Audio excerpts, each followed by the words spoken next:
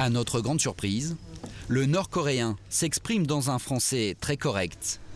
Il commence par nous vanter les mérites de l'industrie textile nord-coréenne qui, selon lui, n'a rien à envier aux autres pays asiatiques. Il y a presque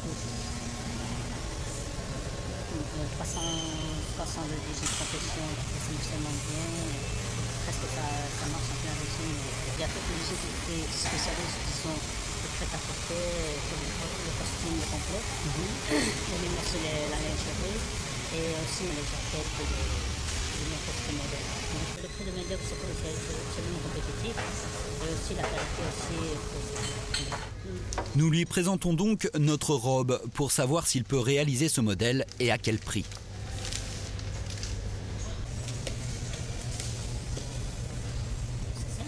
Oui, techniquement, là, je dis, il n'y a rien de...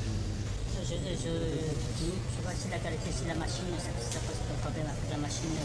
Oui, ça c'est sur des machines plates. C'est pas la machine spéciale, non. Le modèle semble réalisable. Pour en connaître le coût de fabrication, il nous faut envoyer les échantillons sur place. Mais étonnamment, plutôt que de traiter directement avec la Corée du Nord, il nous propose de passer par un intermédiaire chinois.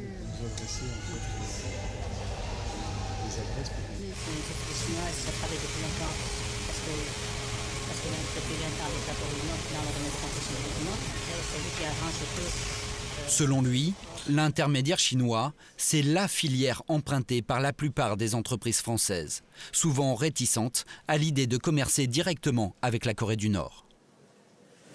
En général, les Français ils sont trop sérieux, ils sont très initiés, mais les Hollandais, par exemple, les Hollandais et les Italiens, ils travaillent directement avec la Corée du Nord. Pour connaître le prix de fabrication de notre robe en satin, nous l'envoyons à l'intermédiaire conseillé par le représentant nord-coréen, dont l'adresse est en Chine. Et voici le devis reçu par mail quelques jours plus tard. Le coût de confection de cette robe est de 3,85 $, soit un peu moins de 3 €. Un prix très compétitif, 10 fois moins cher qu'en France. La Corée du Nord est donc bien aujourd'hui l'un des pays d'Asie les moins chers pour faire fabriquer des vêtements. Mais ces petits prix ont une contrepartie. Les entreprises acceptent ainsi de financer la dictature nord-coréenne et ferment les yeux sur les conditions de travail des ouvriers. Pour tenter de mieux comprendre comment s'organise ce commerce sulfureux, nous décidons de suivre notre robe en satin. Nous nous rendons à Dandong, en Chine. La ville de Dandong, c'est le cordon ombilical de la Corée du Nord. Ce pont relie les deux pays. Des camions l'empruntent quotidiennement. Ils transportent 70% des exportations nord-coréennes, en majorité des produits électroniques et du textile. À Dandong, les sociétés spécialisées dans ce commerce transfrontalier se comptent par dizaines. C'est dans cet immeuble que l'intermédiaire auquel nous avons envoyé la robe est implanté.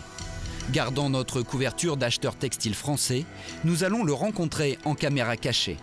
Il va nous expliquer comment il peut fournir des prix aussi bas et à qui va l'argent. C'est le directeur adjoint qui nous reçoit. Ici, ce ne sont que des bureaux. Les employés reçoivent des commandes du monde entier et envoient les ordres de fabrication en Corée du Nord.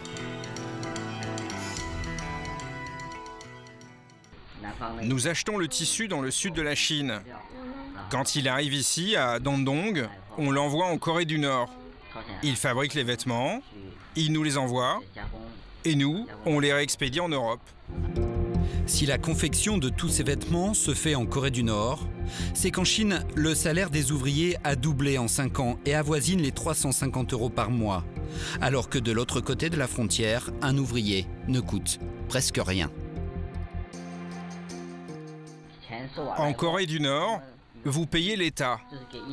Et ensuite, l'État paie les ouvriers, une partie en argent et une partie en nourriture, comme de l'huile de soja par exemple.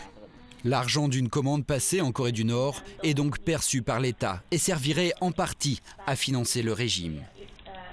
Et difficile de savoir réellement dans quelles conditions travaillent ces ouvriers du textile. Impossible de visiter les usines. Nous devons donc nous contenter de quelques photos.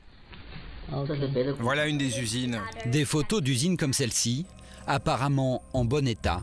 Il en existe des dizaines sur Internet. Des photos prises lors de visites officielles et souvent contrôlées par les autorités. Mais notre intermédiaire nous l'avoue, cette propagande ne reflète qu'une partie de la réalité. Il y a des usines comme celle-là, mais il y en a aussi des plus sales et moins bien équipées. Évidemment, de ces usines plus vétustes, nous ne pouvons voir aucune image et impossible de savoir où seront produits exactement nos vêtements. Ces conditions de fabrication pour le moins mystérieuses, sans aucun contrôle possible, n'arrêtent pourtant pas les entreprises occidentales